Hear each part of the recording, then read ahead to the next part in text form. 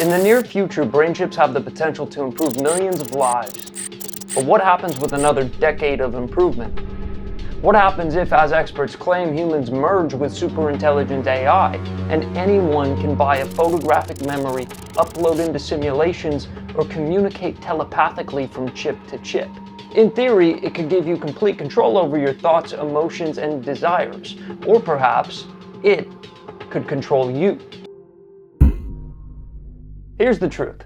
In the near term, brain chips could be absolutely life-changing for a small percentage of people. They could potentially restore movement to paraplegics, memory to those with head injuries, eyesight for the blind, and hearing for the deaf, all by translating brain signals into usable outputs and creating new communication channels between neurons and devices.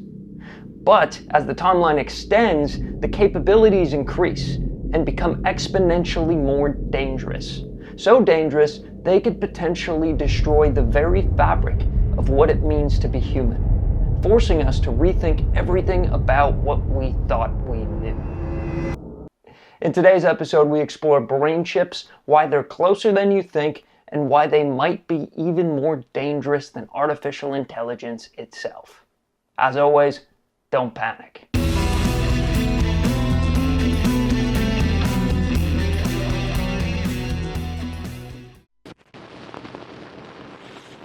It's 2026. Over the last few years, AI has taken the world by storm.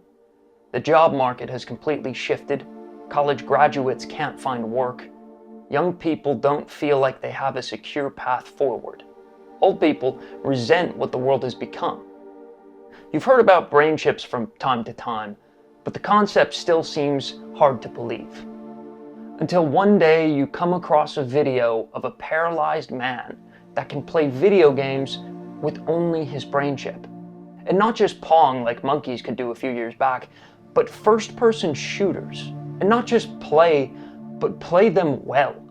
So well that a brain chip might be considered an advantage in years to come.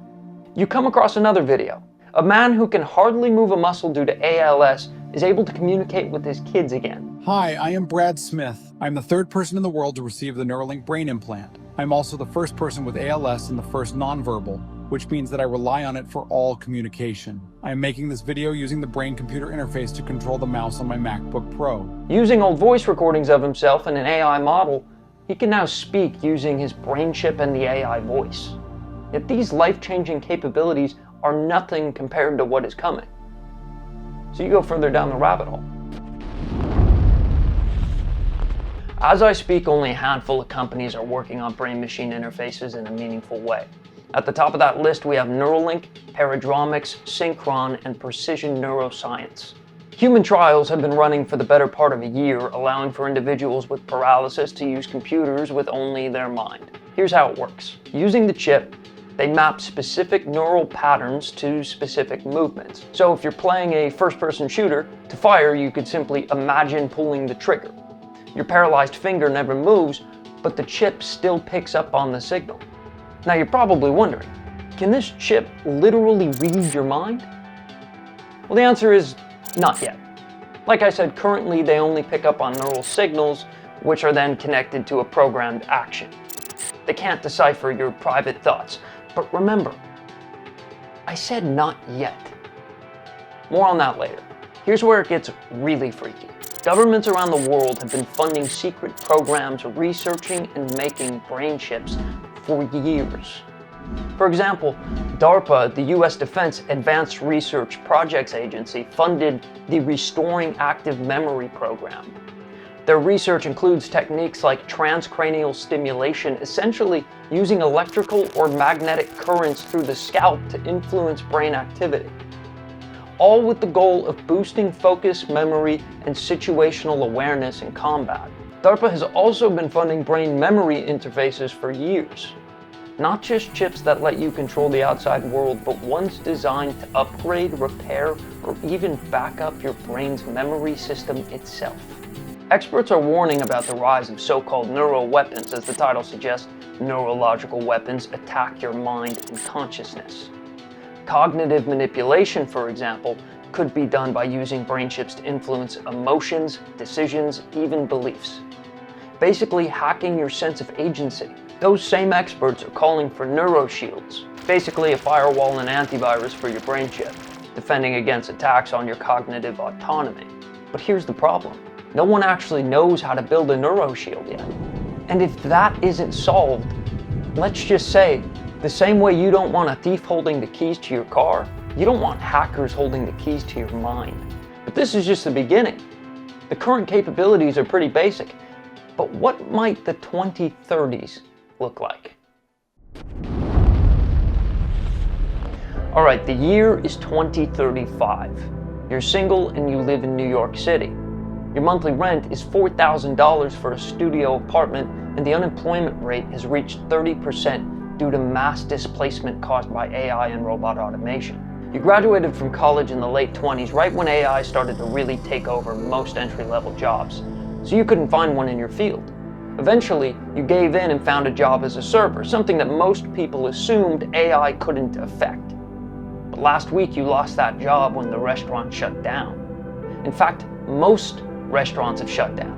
Turns out when you automate away human jobs, nobody's left to buy the products you automated in the first place. You grab your phone the moment you wake up. Almost on autopilot, you open Instagram. Your feed is filled with AI-generated content.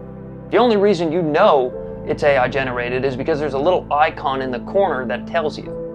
Without that icon, you'd never be able to tell, as image generation has already surpassed full realism. On your third or fourth scroll, you see an ad for a website that can generate a full-length Hollywood movie from any prompt that you give it. You've used it before. It's amazing. But there's something new. It's partnered with Neuralink.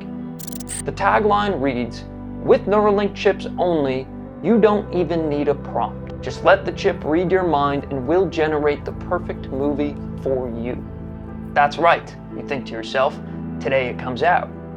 The early models were reserved for people with disabilities, but now they're being released to the general public, and the models are paired with AI.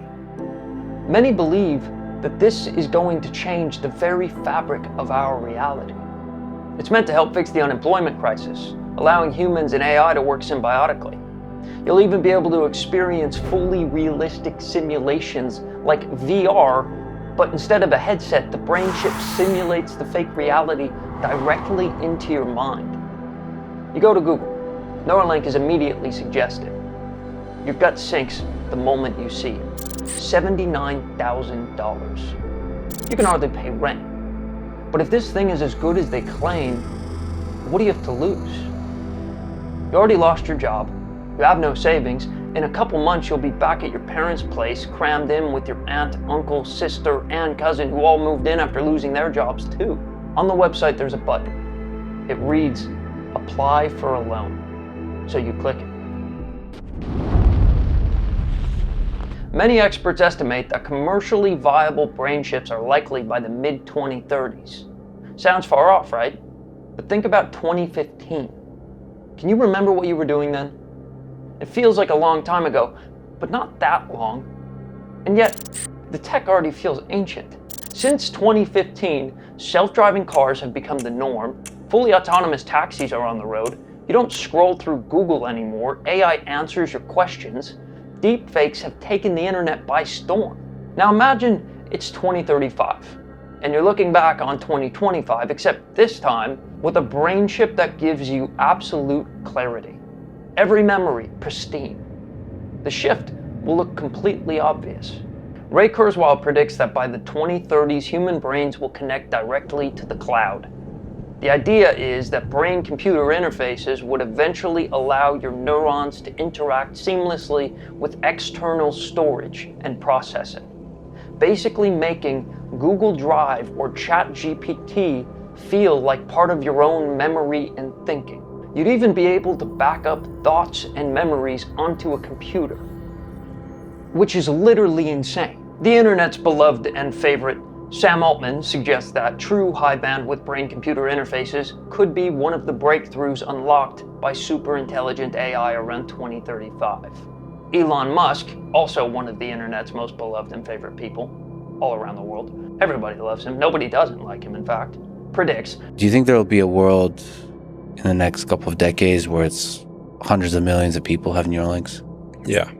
I do. Do you think when they see the capabilities, the superhuman capabilities that are possible, and then the safety is demonstrated? Yeah, if it's extremely safe and you can have superhuman abilities, and let's say you can upload your memories, so you wouldn't lose memories, I think probably a lot of people would choose to have it. Musk is notoriously off with his timelines, but to his credit, the predictions themselves often end up being correct. But perhaps the most unsettling claim comes from Alexander Wang, founder of Scale AI. I want to wait to have kids until we figure out how Neuralink or other, it's called brain-computer interfaces. So there's a few reasons for this. In your first 7 years of life, your brain is more neuroplastic. Kids who are born with them are going to learn how to use them in crazy ways. It'll be actually a part of their brain in a way that it'll never be true for an adult. This is when brain chips start creeping into everyday life. No longer just about fixing ailments or restoring memory, but about upgrades. Like upgrading your character in a video game. Upgrades could include things like technological telepathy, allowing for people with a chip to literally share thoughts. Memory replays, giving you a perfect photographic record of your life. Faster learning, acquiring language in days and skills in weeks. Basically, the chip will make neural connections for you, potentially avoiding the need for repetition. Dating apps evolve into neurological compatibility scans. The first neurohacks come around, malware that doesn't just steal your data, but your memories. The rich enhanced, the poor left behind, until it feels like a new species has been born. The chipped and the unchipped. This is when the major shifts begin. A world completely unrecognizable. Guys, it's so much worse than I ever could have imagined. They're taking people. I'm not safe. You're not safe. No one's safe. Humans aren't even running this anymore. All right, I'm leaving. Hey Barry, where do I go? The North Trail has the highest likelihood of success.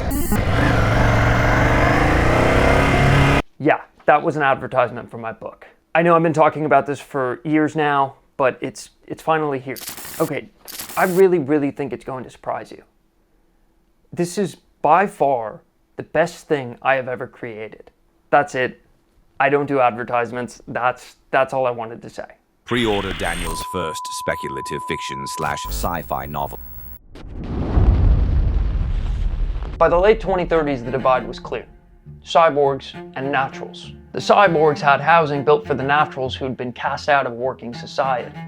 Instead of work, they were given a universal basic income, $2,000 a month to survive. The cyborgs barely spoke anymore. They claimed chip-to-chip communication is superior and far more efficient. Language itself began to die out as modern schools lost funding. A chipped kid has no need for a teacher, and what was the point in educating an unchipped kid? It all seemed so obvious.